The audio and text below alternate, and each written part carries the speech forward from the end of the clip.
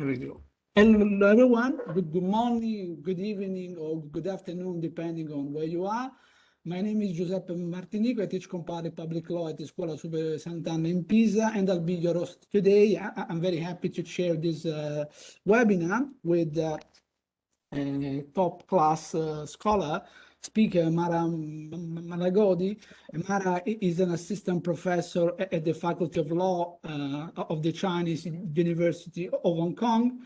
She joined her current institution in 2019. Prior to joining the Chinese University of Hong Kong, she was a senior lecturer at the City Law School, University of London, a British Academy postdoctoral fellow in the Department of Law at the London School of Economics and Political Science, and a senior teaching fellow at the School of Oriental and African Studies. Mara Malagodi is an expert in the field of comparative constitutional law. She's also a social legal scholar with a linguistically informed specialism in South Asian law and politics. In particular, she's been writing a lot on Nepal, India, and Pakistan, among others. She covers many important topics: human rights law, gender law, legal history, and law and film. Indeed, among other things, she's also an award-winning documentary filmmaker. She wrote 2 monographs. There is a forthcoming book, if I'm not wrong, on the Constitution of Nepal, a contextual analysis, which is forthcoming for art.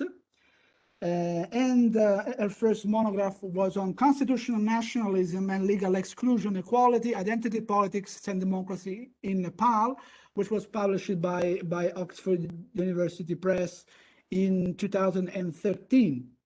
And today, she's going to present a paper, her latest paper, which is titled Gender, Sexuality, and Constitutionalism in Nepal. And this is forthcoming in an edited volume on gender, sexuality, and constitutionalism in Asia, which is going to be edited by Mara herself with Wencheng Chang, Kelly Loper, and Ruth Rubio Marin. Mara is, among other things, also visiting professor within the frame of the Sant'Anna Legal Studies program of the Scuola Superiore Sant'Anna, and this is just one of the many things that we are doing within the frame of this cooperation. So we are very grateful. I think that we will benefit a lot from this discussion. The paper is a gem. She needs our feedback, so I'm sure that she will also benefit from this discussion. Before giving the floor to Mara, let me say that this is a joint event organized with European Law and Gender, a very important Jamone project coordinated by my friend and colleague, Professor Elettra Stradella, who is in the audience. I'm sure that she will jump in the discussion. She's a great expert in these fields, and we are very happy about this cooperation, and hopefully this will be just the first link in a longer chain. Having said that, Mara, thank you very much for accepting the invitation. We look forward to commenting on your paper ready where you are. Good evening, everyone from Hong Kong. Thank you so much, Giuseppe, for the really lovely introduction. Thank you so much to you and Giacomo and Elettra for hosting me, to Sant'Anna for having me as a visiting professor. I'm very sad that I cannot be there in person. Hopefully next time. We had such a great time when I was visiting professor with you before under the Erasmus Plus scheme, and may our collaboration continue in the years to come. So what I want to do today is take about 25-30 minutes to talk through some ideas that I'm working on at the intersection of a number of projects. So as Giuseppe mentioned, the idea of talking about gender constitutionalism and national identity is one of the key themes in my book chapter that I shared with some of the participants beforehand today, which is coming out next year for Heart, and other work that I've been doing on gender identity, mostly in South Asia, and sexual and reproductive rights. So let me see if I can master my own slides on this new platform. So this is a brief outline of my talk today. So I'm going to talk a little bit about the book and some of the key themes that emerge. So what we've done with our authors for the book, we're covering 12 jurisdictions. We've given them one of those dreaded templates to follow to make the comparison more cogent. And the focus of the comparison revolves around these opportunity structures in the advancement of gender constitutionalism in the region. So I'll talk a little bit about what we mean by opportunity structures. The focus, and that you see also in my paper, it's the kind of flagship development is sexual and reproductive rights. And I use sexual and reproductive rights to investigate the relationship between gender constitutionalism and national identity. And I think that's quite an important theme to draw out. There is a lot of work which has been done in the field of nationalism studies on the relationship between gender, sexuality, and nation building. And I think it's also something that it's picking up in the field of constitutional theory and comparative constitutional law. There is a very recent piece, short piece by Ruth Rubio Marin in Icon that came out last year looking at nationalism. She's one of our co-editors and leading thinker on this set of issues. And there is another paper, which I don't believe is published in a journal yet, but it's available on SSRN by Helen Irving on kind of making a feminist critique to a lot of the literature on constitutional identity and kind of repositioning gender in this framework. And I'm going to conclude by looking at the case study of Nepal, and I have a few images from my impact project on sexual and reproductive rights, and I have some legal design images that I'd like to share with you, and I'd be very grateful to get some comments. So that's the outline. Let me get right into the thick of things. So when we look at gender, sexuality, and constitutionalism in Asia, I think what we realize with my co-editors is that there have been such a number of exciting developments across the region for the advancement of women and sexual and gender diverse people in terms of equal citizenship claims in the constitutional domain. I think there's also an ideological angle to the way in which we approach this set of topics, and we think that the jurisdictions of Asia now really bring important comparative lessons for the rest of the world. And some of the arguments, and that's the reason why I'm focusing on sexual and reproductive rights in Nepal, is that actually you have groundbreaking developments taking place that I think perhaps are a little overlooked outside of Asia. So I'd be really grateful to see how you think of those developments in comparative perspective. This is a little plug for the volume that we're editing, and I hope when it becomes available that you all engage with that. So when we think about the opportunity structures, I think in terms of the comparative framework of the work, what we're interested in is getting the authors to think about a set of issues that make the comparison between the 12 jurisdictions that we're looking at more cogent. So the question that we're asking is, so what works and what doesn't work? What are the elements within the constitutional sphere that allows for the advancement of gender constitutionalism? And what are the elements that instead function as barriers? So we asked our authors to consider, of course, constitutional structures. So if you look at the template, there is a part on the background of the constitutional history and the key constitutional features of each of the jurisdictions. In particular, we're looking at the composition and power of the courts. So the 12 jurisdictions that we ended up selecting are those in which you had an interesting set of developments in terms of jurisprudence, so interesting case law. Singapore, from that point of view, for instance, is a bit of an outlier in that sense, and I'm going to come to the typology that I've developed there. But for instance, case studies like China and Vietnam were not included because they really don't have much, constitutionalism is really not the main areas in which these developments have taken place. We're looking also at regional and constitutional isomorphism. So just to give you an example, if we're looking at South Asia, you have, in terms of litigation, you have public interest litigation, which originated in India and is being borrowed and transplanted in Pakistan, in Bangladesh, in Nepal. So it's a really important sub-regional perspective that we wanted to have as well.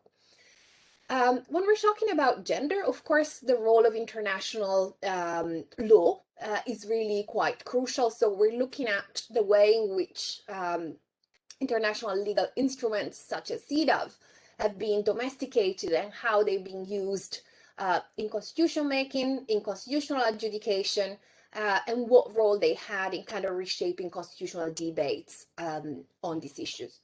We're looking at judicial traditions of interpretation. We're looking quite prominently at colonial legacies. So the fact that a lot of the ordinary legislation that we're looking at, and also constitutional structures, actually many of them have their roots into pre-existing colonial legal forms. It's interesting also for a case study like Nepal that was never colonized, but of course there were clear trends of constitutional borrowing from other jurisdictions, but also in terms of the drafting of the penal code, of the civil code, it was borrowed from British India, for instance. We're looking at foreign influences, and that has really different forms, of course, in terms of the role of constitutional experts in the drafting of constitution, borrowing in terms of constitutional adjudication, so what jurisdictions are cited in some of the judgments that we're looking at, what are the more or most influential foreign models which are used. Also, what we wanted to do is to embed our constitutional analysis into a deep socio-legal view of our jurisdiction. So we asked the authors to consider social structures, social hierarchies. So for instance, when we look at India and Nepal, the caste system plays a really important role. If you look at Pakistan, there would be the question of Islamic law, how it's being framed, the role that it has both at the constitutional level and in ordinary legislation. We're looking also at patriarchal structure, how they manifested themselves, and also we're looking at social movements. So we asked authors to be mindful of the role of the women's movements and the queer movements in each of these jurisdictions. And then one of the things that comes out quite prominently, and it came out in the first conference that we had for the project, was very much what's the role of nationalism? What's the way in which constitutions construct this idea of the nation? And what role does gender, religious culture play in all of that? So that's just to give you a little bit of a general flavor of what the project is about and the issues we're engaging with. So more specifically, when we're talking about sexual and reproductive rights, I'm using here the definition from a joint project that I initiated when I was still in London working at City with our medical law expert, Sabrina Germain, and she's the one that really gave us the definition of sexual and reproductive rights in the most comprehensive way. So what I'm interested in is the constitutional and legal framework. So we're not just looking at what the constitutional text or constitutional adjudication says, but also what ordinary laws have to say with respect to a number of issues. Abortion, of course, has one of the most embattled element of this set of rights. But we're also looking at questions of contraception, sexual health, maternal health, surrogacy, sterilization, sex education, education supporting informed reproductive decisions. And to me, what's interesting about sexual and reproductive rights, that is not just about women's rights. And I think if we have a gender and sexuality approach to this set of rights, they actually speak to other groups as well. It's not just a question of women's issues. Of course, it is primarily a question of women's issues, but it's not exclusively so. And so that's something that I wanted to flag up. So when we're looking at this axis of analysis that I'm interested in exploring, and I want to do further work on this, is really to think about gender constitutionalism and national identity. And in particular, I want to think about the foundational function of constitutions, which used to be, I think, about 15 years ago, quite an under-researched topic from a comparative perspective. And I remember when I was a PhD student at SOAS, I ordered Anna Lerner's PhD thesis. So I think there is still a copy somewhere in the SOAS library that I ordered many moons ago. Let's not put dates, but it was not yet her seminal book on incrementalism.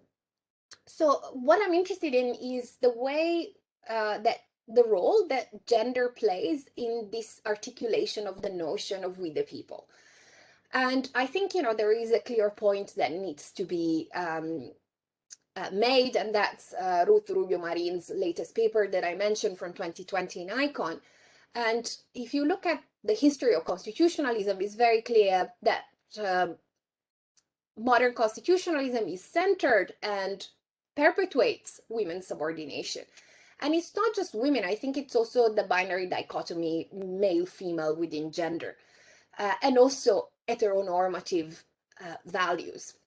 I think if we look at the literature on gender identity and the relationship between gender and nationalism, especially when we look at queer politics, a lot of recent literature, I'm thinking about Poir, talks about homonationalism and the incorporation of queer bodies into images of the nation. So I think that's also something worth keeping in mind, even if it's not at the center of my talk today, but it's very important when we're looking at the rights of queer individuals and groups. So by this, I mean the control by legal means of individual sexuality and women's reproduction. That is, in my view, and in the view of many other scholars before me who've written seminal work on this, is central to the ideological construction and also the biological reproduction of the national community.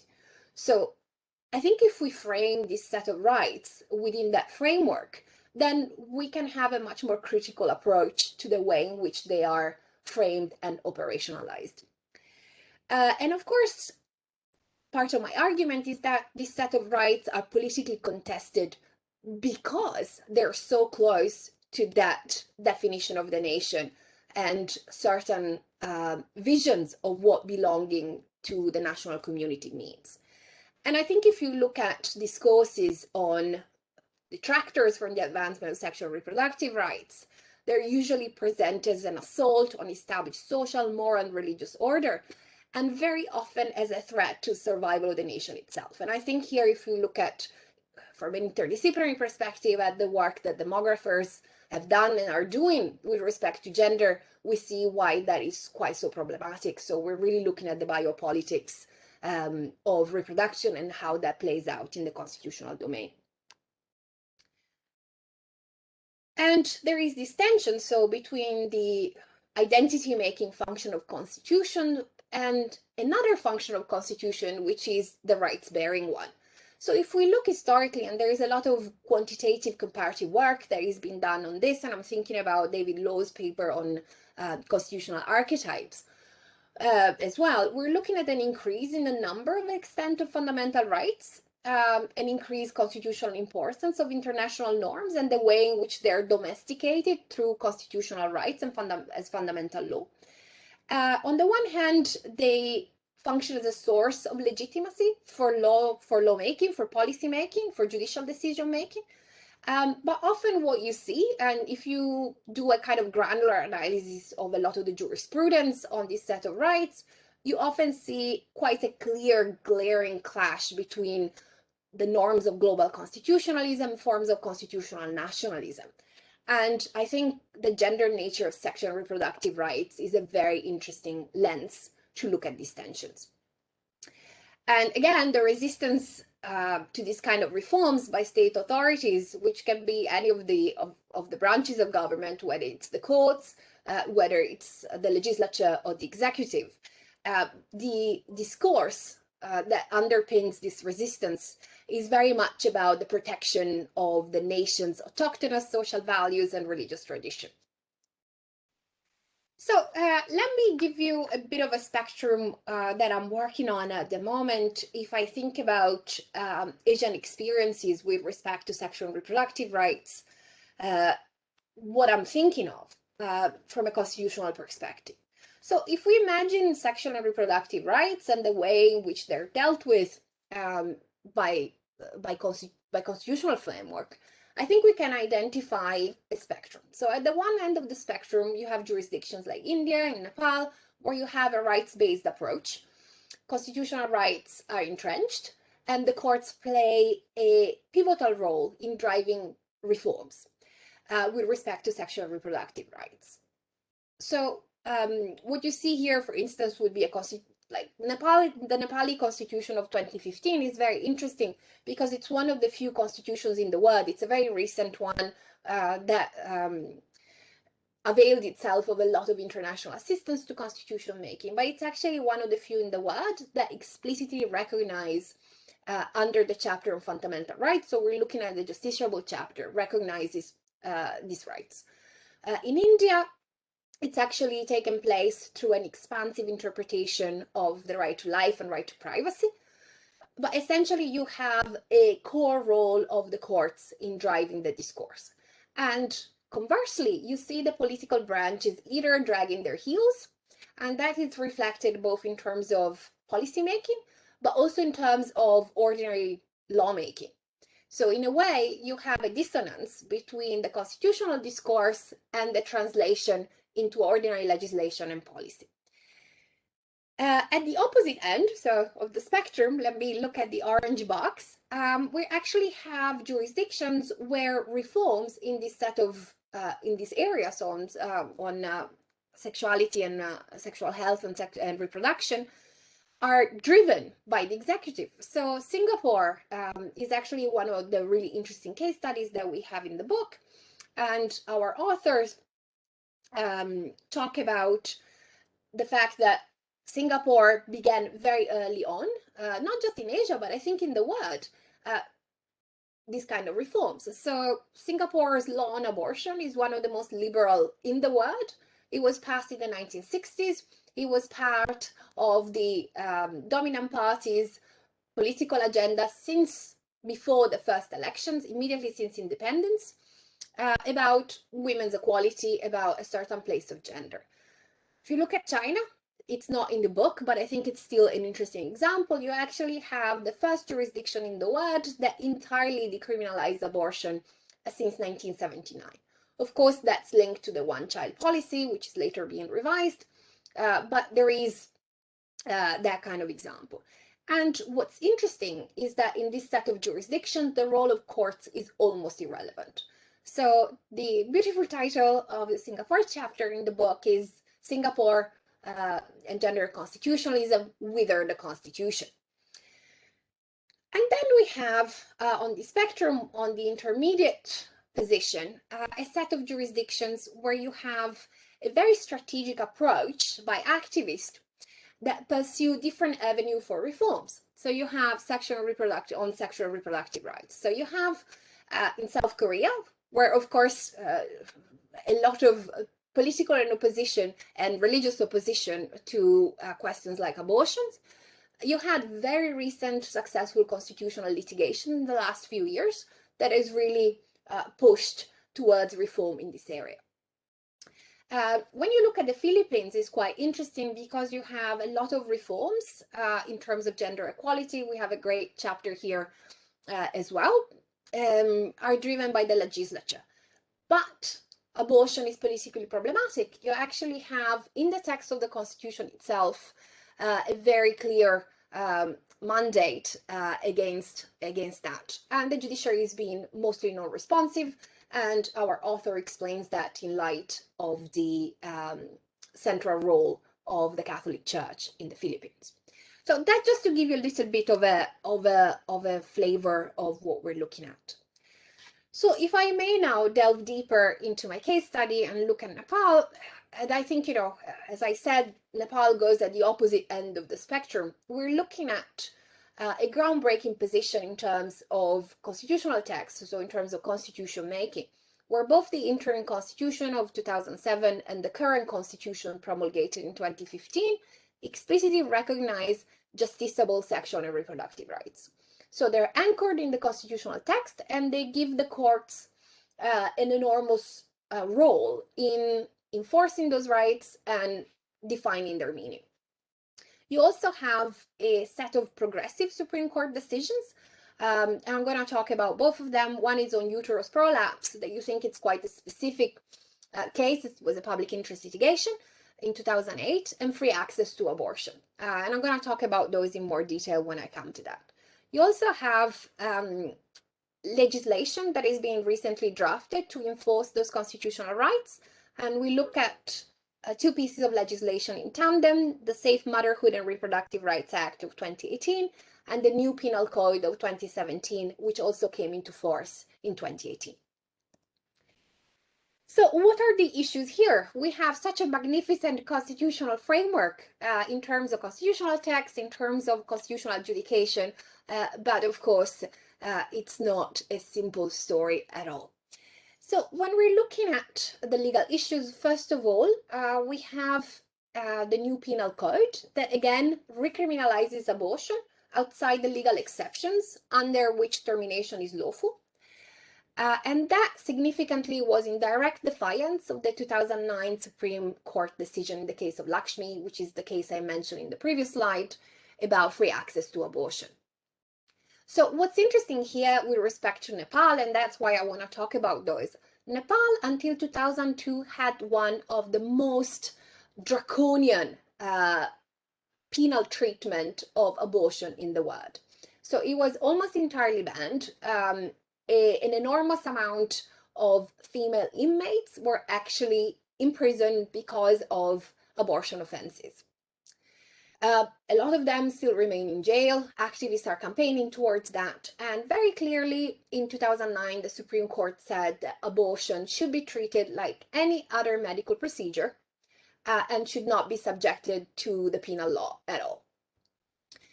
As you see, that's one of the first contradictions in which the legislature does not take into account the highest court's view in drafting legislation. Second, you have lack of implementation of judgments. So you still have a very high rate of maternal mortality when we're looking at Nepal. Poor access to services, especially public services, especially in the rural areas and for historically marginalized groups. We're doing a socio-legal analysis, so we're looking also at the cultural and social stigma associated with sexual and reproductive morbidities, with abortion, and with sexuality in general. We're looking at a political problem, so we're looking at the patriarchal mindset of lawmakers and policymakers. And so if it's not just an ideological barrier, even for lawmakers who might be more amenable to reforms in these areas, they're very aware of the political cost of initiating these kind of reforms. So in terms of the legal issues, and I think some of the exciting developments from the field, colleagues in Kathmandu have recently filed a few months ago a petition in the form of public interest litigation to decriminalize abortion entirely in Nepal. So this is groundbreaking. It's two young and fierce lawyers in Kathmandu who've initiated that. They've been working incredibly hard. The petition has been filed with the Constitutional Bench. Litigation is just about to begin. What they're asking the court to do is to have the provisions that declare abortion a criminal offense under the Penal Code and the Safe Motherhood Act to be declared unconstitutional and struck down. So the core issue is the constitutional interpretation of the extent and the reach of sexual and reproductive rights. And it will be a question, I think, of the kind of use that the Supreme Court will make of its own previous judgments of international law and how it will treat primary legislation, which was passed after those Supreme Court decisions. So the comparisons here would be Canada, Northern Ireland, New Zealand, and Australia. So we're looking at other common law jurisdictions which have entirely decriminalized abortion via different routes, but all useful examples. Of course, Canada is the only one that has done so through constitutional litigation, while the other three jurisdictions have done so via legislative amendment. So the question is implementation, and that I think it's a well-known story from the Global South, that you have this impressive body of jurisprudence and a complete disjuncture between law in books and law in action. So services are not provided, even if they're mandated by courts. So it's a question of lack of implementation, and also a question of access to justice. So you can't litigate every single individual case. So how do you translate constitutional gains into change on the ground? So this is a project that I'm working on with colleagues at City and I Pro Bono, which is a international legal NGO. We're working on legal design, so we're doing a bit of work to try to remedy some of the issues. Let's see how that goes. So those are some of the material that we produced. So we've been working with this fantastic artist, Kripa Joshi, who's Nepali. She's based in the UK. She's created, on the basis of workshops that we've done with activists in Nepal, a set of personas. So the personas were created by Nepali activists working in this area. And we asked them to create these characters, to create empathy, first of all, and then to think about solutions and what's the role that law fulfills into helping women who face a set of issues here, and what can the law do and what are the limits of law, essentially. This is a second example of what we're doing. So we're preparing two explainers of these two Supreme Court decisions that we're looking at. This is the Prakash Mani Sharma decision of the Supreme Court of Nepal in 2008 on uterus prolapse. And this is quite an amazing judgment because it's, I think, together with the Lakshmi decision, the most comprehensive decision on this set of rights, in which the court very clearly defines the remit and the extent of these rights.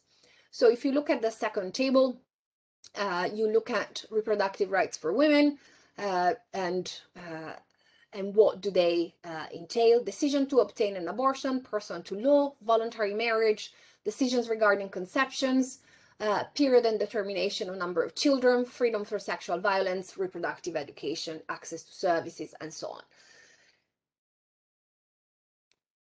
And so that's just to give you a little bit of a taster. I'm happy to discuss in more details any of these aspects. And I wanted to wrap up with a few thoughts in terms of what works and what doesn't work.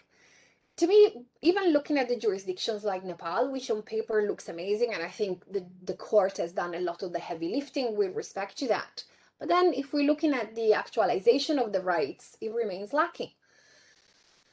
So it seems to me that when you have judicially led initiatives, you're faced with inertia or the opposition of the political branches, then the status of sexual and reproductive rights is incredibly precarious. And I think the US are a very good example of that. Ideally, and I think if you look at, we had a seminar a month ago with a number of activists from Australia and New Zealand who worked on decriminalization of abortion, that really the best kind of scenario is when it's the political branches that take the lead through inclusive public campaigns and consultations. You have to change people's minds to translate those constitutional commitments into ground realities. And so, you know, those are some of the questions that we're asking. Then what is the position of the courts in this kind of framework? What can you do to change and lobby sufficiently and effectively the political branches? So I'm going to stop here. I hope that offered a few thoughts, and I look forward to the discussion and questions. Brilliant. Thanks indeed, Mara. I think that was a very fascinating presentation, very challenging. You raised a lot, many interesting points. So I'm sure that there will be many rounds of questions and comments from the audience. So just some guidelines. If you have a question, please write in the chat, and I'll give you the floor. In the meantime, if there are no questions, I mean, I can try to break the ice by giving one comment and 3 possible questions. I mean, and I'm sure that in the meantime, I mean, our friends in the audience will raise then other points. So in general, I think that this is a very well written and well structured paper. I think it gives a clear introduction to the main issues and problems here. I enjoyed it very much. I have three questions, perhaps four questions actually. First one has to do with the case of Nepal, which is very interesting also from the viewpoint of how to study the constituent processes. With their attempts, to proceduralize and to tame to a certain extent, the concept of constituent power. I have mixed feelings about the outcome, let's say, of this effort, but my question is, since now we are dealing with the Chilean experience and many other experiences which are trying to be also inclusive, my question is, can we learn anything from Nepal, from this point of view? The second question has to do with the three lines that you devoted at a certain point. In your paper, you quote Silvia Suteu, and per point about the fact that success in terms of gender equality gains at the time of constitution making. If it is not confined to a question of percentages in terms of women representation, but also if it is understood as a process aimed at improving quality of popular deliberation. Could you please expand, elaborate a bit more on that? Because I think that this is a key point. What do you have in mind? Because I think that you're right. I think that Silvia is right, but I think that this is a cultural issue that it's very difficult to, of course, solve. Relying on legal techniques only. So I'm very interested in knowing what you have in mind. And another question is about the role of judges. You say that the judges, especially in the case of Nepal, played a central role in trying to defend the reasons of constitutionalism, I would say, in general, in the area analyzed in this paper and even beyond. But what are the risks, in terms of backlash of this way of proceeding? This is another classic topic of comparative constitutional law. Finally, a terminological question, which also has, I would say, substantive dimension, because in your paper, you refer to national identity and also to constitutional identity. I noticed that you rely on Ellen Ewing paper.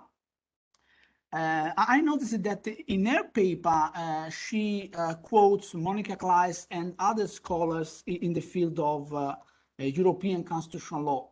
In European constitutional law, we tend to distinguish between constitutional and national identity. Do you think that a similar distinction can be made for the purposes of your paper? Because we normally tend to say that while constitutional identity has to do more with sovereignty, national identity is something different that has to do with constitutional pluralism.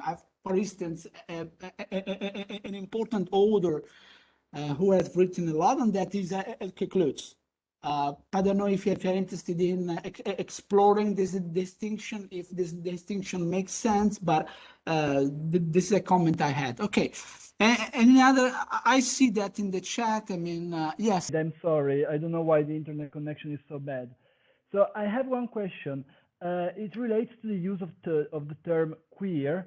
As you know, the term queer is has a specific cultural location, mostly in Europe and the United States.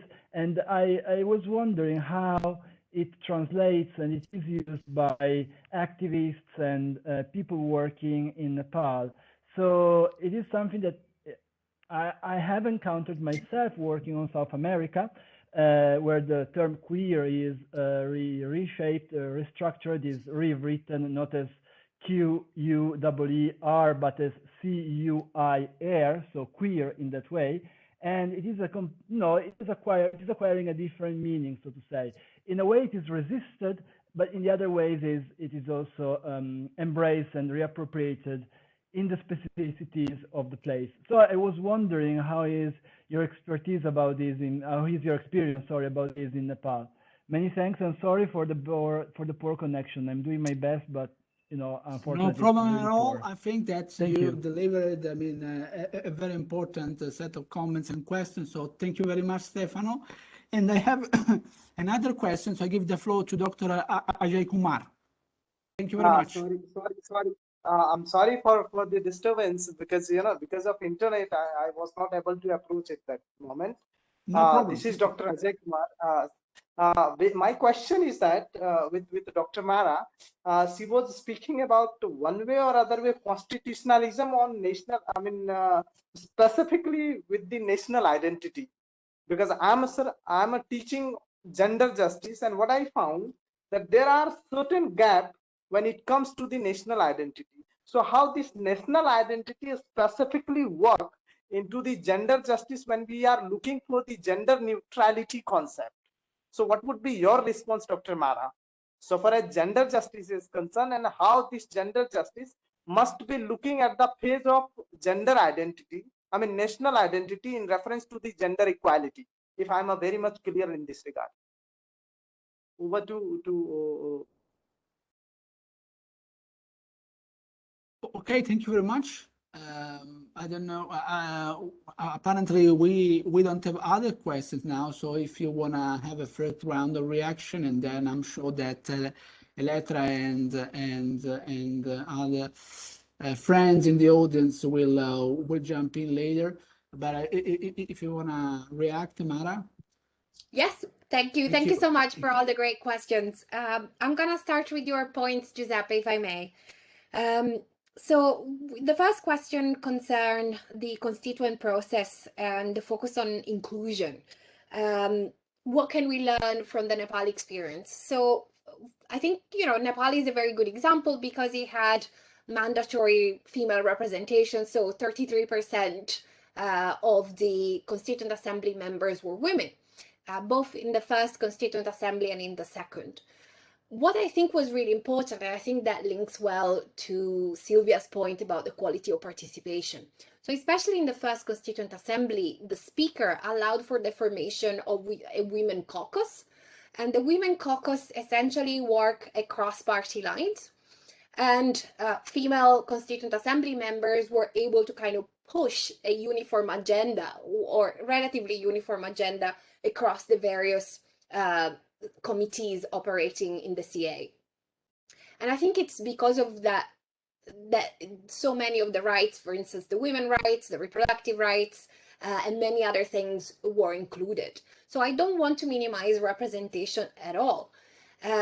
Similarly, if we're looking at LGBTQ rights, and we're looking at the fact that Nepal's first Constituent Assembly had Sunil Babu Pant, the first openly gay Constituent Assembly member in Nepal. So I think it's well documented by Kyle Knight, actually, in his great piece on Blue Diamond Society, that it was actually instrumental in having the recognition of the rights of sexual and gender minorities in the constitutional text. So I think to have representation is fundamental, but I think it has to be approached with caveats. So for instance, if we look at, so far I'm talking about the successes of this kind of representations, but I think if we're looking at the fact that a constitution as recent as the 2015 Constitution of Nepal still contains gender-based discrimination in the part on citizenship, then you see that there is also limitation. And I think that's why the National Identity Framework helps me explain the fact that even with that kind of representation of women in the assembly, even that kind of representation could not dislodge that kind of forms of constitutional nationalism, which is manifested in many ways, but also in the citizenship provisions. So I think that's what I was trying to get at, that I think it's fundamental. It is about, as Sylvia says in her paper, about the quality of deliberation, which in Nepal was great, especially in the first Constituent Assembly. But I think we must recognize that even that kind of representation has limits. And I think the citizenship fiasco is a very clear example of that. Then you asked me, I hope that addressed your first question, Giuseppe. And Sure, the quality sure. of public deliberations, and I think that links to the caucuses, the fact that there were a lot of outreach events. So I think that should cover the constituent power element of your question. I'm going to move on to your points about the role of judges and how central it is. So I think if we're looking at the Supreme Court in Nepal, essentially you're looking at jurisprudence since the coming into force of the 1990 Constitution. So we're looking at the last 30 years of Supreme Court judgments, ballpark, in terms of gender equality cases. And I think you see an incremental role of the Supreme Court, so being at times quite deferential, but kind of progressively increasing. And I think that has to do with two things. First of all, with the way in which the powers of the courts are framed, especially the power of the Supreme Court, are framed within the Constitution. So the idea that there is a sort of empowerment to the Supreme Court as the guardian of the Constitution that emboldens the judges in their function. It's not, I think in a lot of these cases, especially the early cases, not as bold as the Supreme Court of India, for instance. But then you kind of have an increase in that kind of judicial activism. So that's kind of the big picture. I think when we do a more granular analysis, and that's why I kind of go back to this idea of gender and national identity, you see a distinction in the cases. So for instance, I usually give the comparison. If you look at discrimination cases in the marketplace, the Supreme Court is super progressive. If you're looking at the role of women within the family, I think property law regimes are amazingly interesting. So in the case of Nepal, the property law systems actually derive from a particular Hindu school of thoughts, which is the Mitaksara system, which is still partly, for instance, adopted in Bengal, in India at the time being. So you're looking at the particular share of equitable interest within the family property. So the civil code of Nepal was based on that system. So there's been a lot of litigation with respect to that. And if you look at the discourse in the early cases where the legislator had not yet intervened, you really see the fact that the court is deferential to the executive, deferential to the legislature. They recognize that there is gender-based discrimination, but they go as far as saying, well, it's because women have a different role within society. So you're not an individual, you're a woman, you're someone's wife, you're someone's sister, you're someone's daughter. So the idea is that you don't have individuals' entitlements. Your entitlements are defined in terms of your gender. And because the structure of that property law regime is embedded in a particular kind of Hindu school, that was linked directly actually by a judgment of the court in the 90s to the fact that Nepal was constitutionally defined as a Hindu state. So you have that connection and the fact that so you can even find some of those references in the judgment. Conversely, if you look at an area like citizenship cases, so the Supreme Court here was always very clear, women should have the same entitlements with regard to citizenship. Of course, they're constrained because you have a constitutional text, so they can't really, it's not ordinary legislation. If you have now that discrimination embedded in the text, they're still constrained in what they can do. But also, there is never a critique of the political reasons, which are nationalist reasons. It has to do with the open border with India. These provisions have been in place for decades, basically to prevent male Indian citizens married to Nepali women, mostly in cross-border marriages, to acquire Nepali citizenship. I have that on record. I've done the interviews with the makers of the 1990 Constitution, and they said to me very clearly that that was the reason. But if you look at the judgments, the petitioners don't use those arguments, and the court does not bring them up. So it's kind of the pink elephant in the room that you have there. So you're looking at a court which is generally being very good to women, but there are blind spots. And for me, the framework that explains the blind spots is that idea of, well, what is Nepal? What is the political community that inhabits Nepal, and how do we define it in legal terms? So that's why I'm using that kind of framework. I think you're asking a very good point about the framework that I use when I talk about national identity. So I'm talking about national identity, I guess, in a more and I'm not talking about constitutional identity because that's much broader. I'm referring to Helen Irving's paper with respect to that, but I'm actually just more interested in questions of nationalism translated into law. And I think that's also part of constitutional identity. And I think, the point you make about sovereignty is very well taken, but I think it's slightly the more ideological side with respect to that. I don't know if that makes sense and answers your questions. Stefano, a great question. And I think, you immediately put your finger on the sore spot when we're looking at queer politics in Nepal. So by way of background, when we're looking at the queer movements, very much catalyzed by the activities of Blue Diamond Society, which was created by Sunil Babu Pant in the 90s, which initially was an NGO working on HIV issues, and then became much bigger in terms of recognition of LGBTQ rights. So the Supreme Court decision in 2007, if you look at the text of the judgment, talks about sexual and gender minorities using the language that ends up in the 2015 Constitution. Also refers to this category as third gender, which is what I think Nepali constitutional law in this area has become famous for. And that becomes the issue with the terminology. So if you look at a younger activist at the moment, they're actively campaigning against this third gender label. So what happened is that Supreme Court was very clear that you're looking at an LGBTQI spectrum. So different identities on that spectrum, not just essentially the trans community. But then policy documents passed by the government since 2012 basically conflate and collapse the entire LGBTQ spectrum under this category third gender. And then, of course, that's reflected. Let me just give an example. For instance, if you want to obtain your citizenship paper in a gender other than your own, the only thing that you're contained is other. But what's so problematic, for instance, if you're looking at gay men or lesbians, they would also be considered as other. And they were like, and if you talk to activists, like, I'm a gay man, I'm not other, I'm fine with my gender as being male. It's about my sexuality. So, and I think, Kyle Knight has done a lot of interesting work, and a lot of the younger activists have done tremendous work.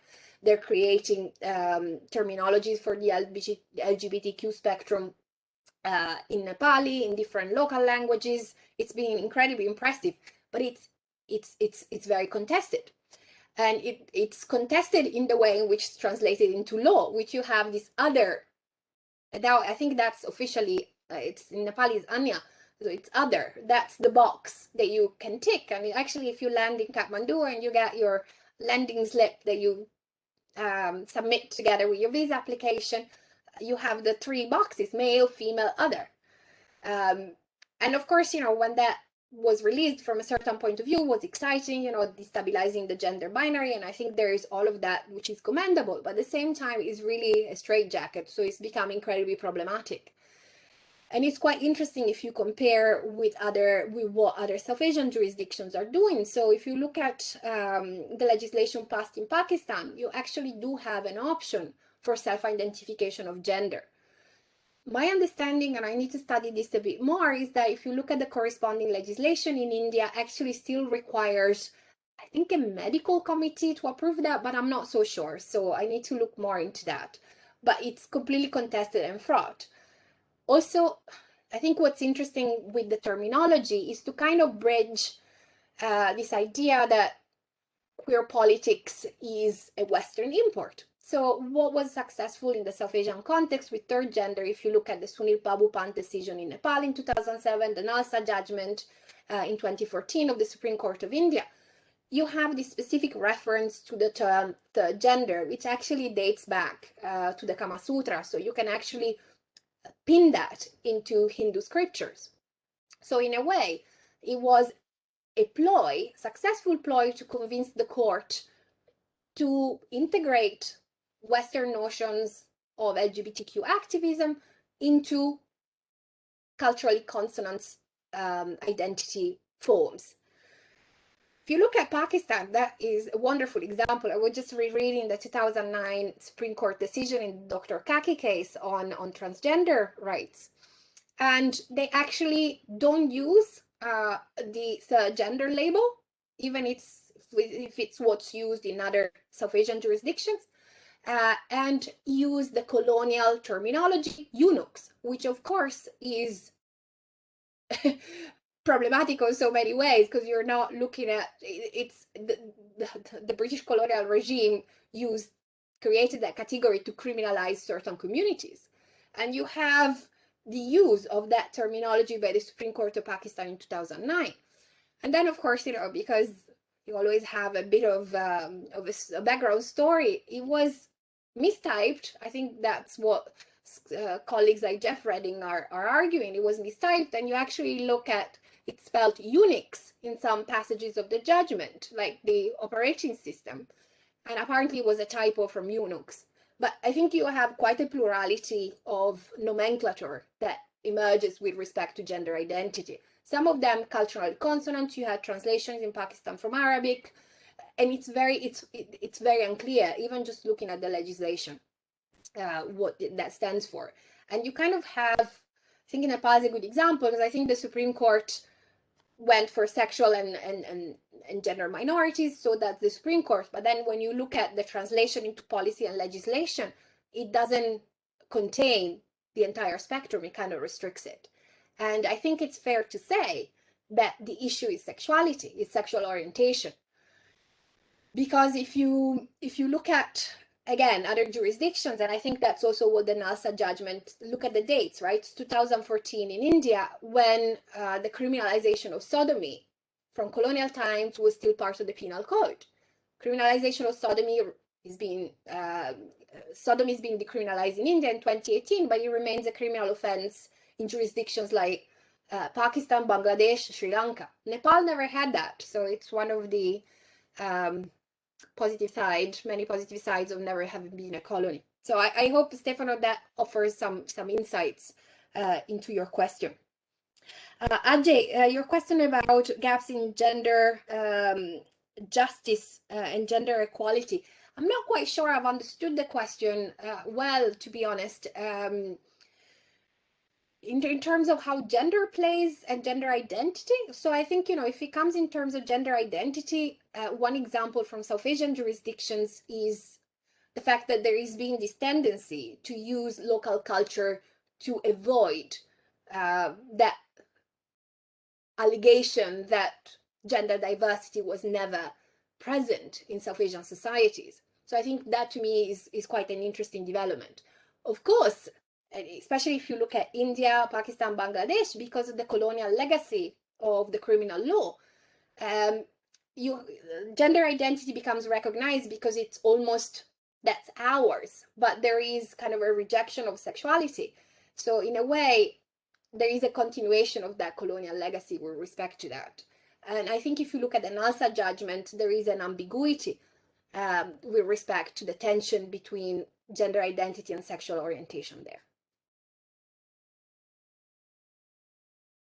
Thanks indeed. Okay. I don't know if there are other questions or if...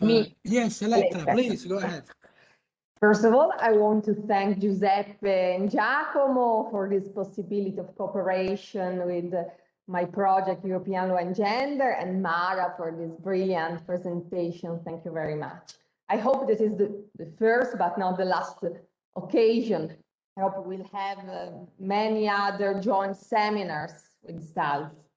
I have a general question for Mara, because I'm not an expert in this field, but I'm trying to study India and the relation between women's rights, gender-based discriminations, and multiculturalism in India.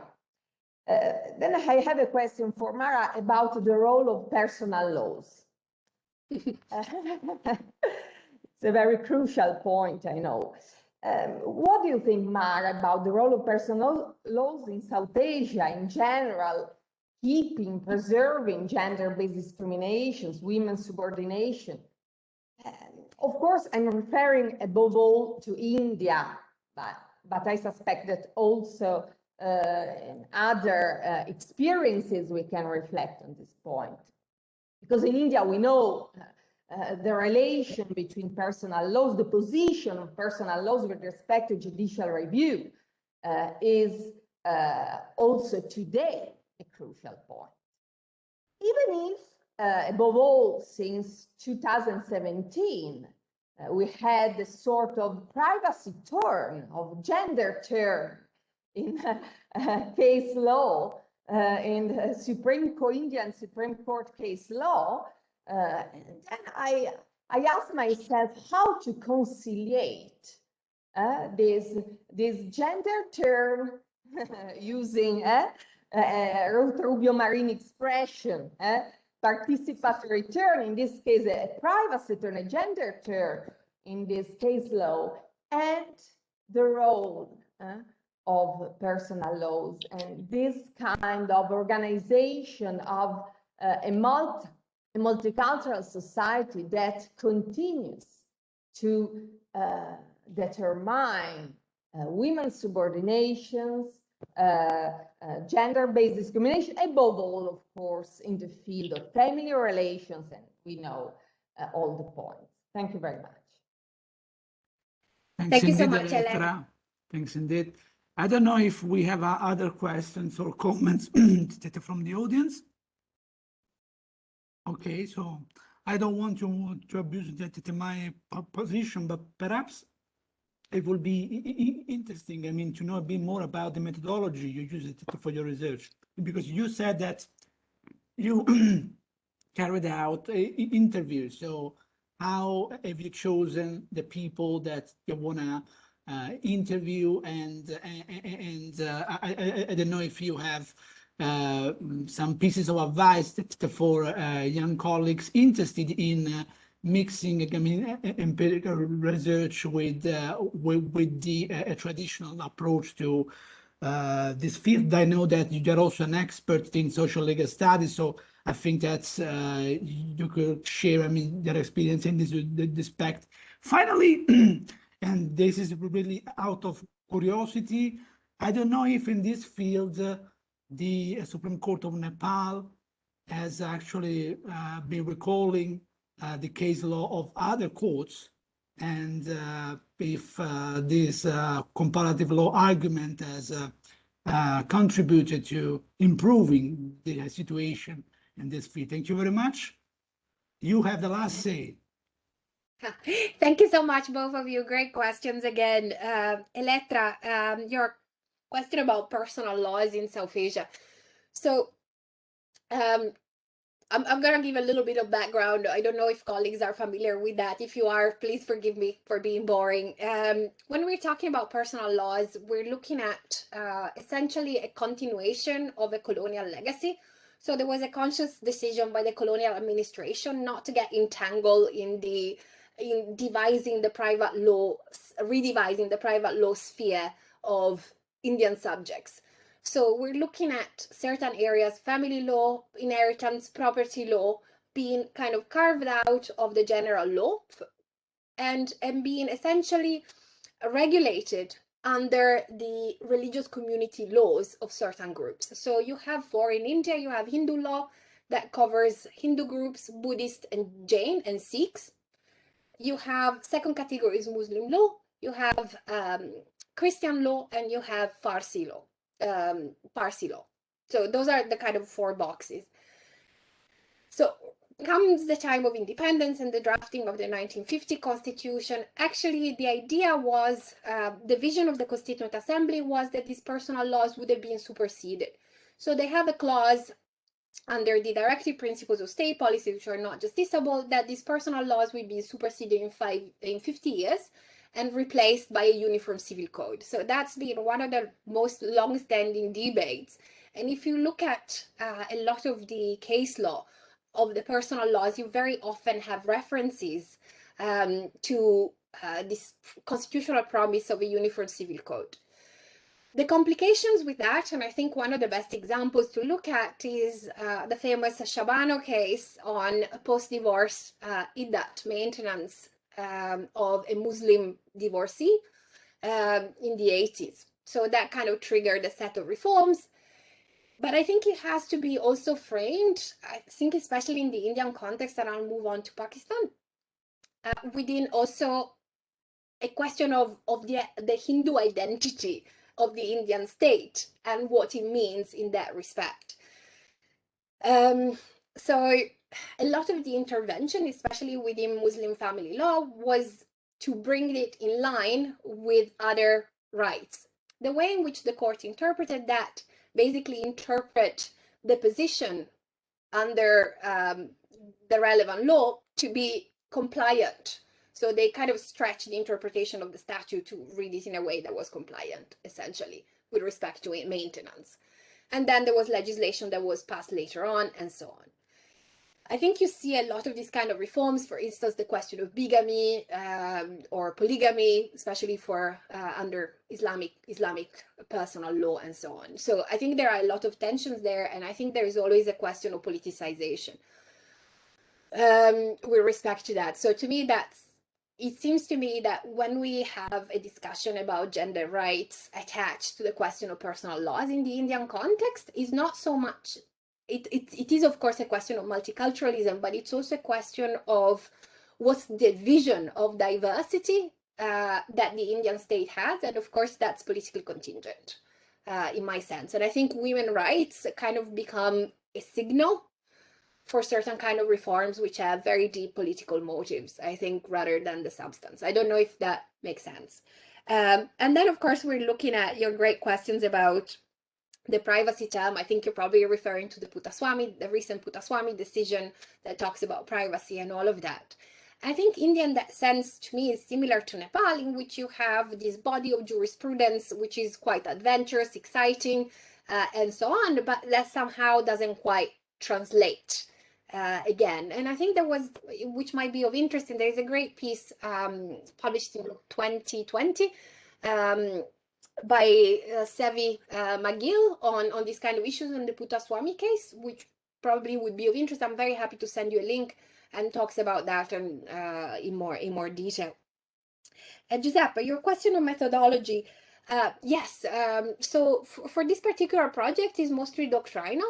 And based on secondary literature, so I haven't done many interviews. Some of the interviews that I was referring to were part of my PhD project when I interviewed the maker of the 1990 Constitution, and a paper, which is now a book chapter, actually in this book, edited by my colleague Rayan on Towering Judges. So I spent a lot of time with the former Chief Justice of Nepal, who kindly gave me time over a year and a half, essentially, of meetings. So kind of reflecting on his experience on the bench. And he was actually a judge in some of the key cases on women's rights. So he was Supreme Court Justice from 2005 till 2016. So kind of looking back and reflecting on his experience and his contribution.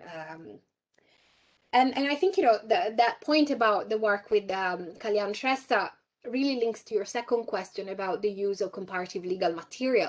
And he said something to me which was very interesting. And I think, you know, if you look at his judicial vision, which I think he's a towering judge, but I think it's a judicial vision that is shared by many other judges on the Supreme Court bench in Nepal. I don't think it's only him. I think it's he's just an example of that view. And he said to me, he's like, and there is a lot of use of comparative material. If you look at the Sunil Babu Pant decision, you have examples from the US, from India, from South Africa, the European Court of Human Rights, actually a Canada huge Canada as well, right? Canada, yeah, there is a lot. In the field of federalism, yeah, in the field, yeah. Yeah, so there is a lot of use of comparative material, a lot of use of international law instruments. So very often you find references to CEDAW, to ICCPR, and so on. And he said to me something that I thought was quite telling. And he's like, you see, I don't want our national legal system to be a surprise to other judges and to other lawmakers and to legal scholars. It has to be in conversation. So I think he really thought of himself as a bridge between his national legal system and international law. So I think, and the use of comparative law, I think it's part of that approach, that I think it's It's basically what's the best practice, what can we learn? Well, thanks indeed. I think it was a fantastic, stellar webinar. So I'm very grateful. Thanks to Mara, of course, but thanks also to Elettra Stradella from the University of Pisa. She's actually an alumna of the Scuola Sant'Anna, so I'm very happy about this cooperation. Also on behalf of Giacomo, I think we have a terrific session. So thank you very much, and see you soon. And have a very lovely day or have a great night. I mean, again, depending on where you are. Thank you so much, Giuseppe.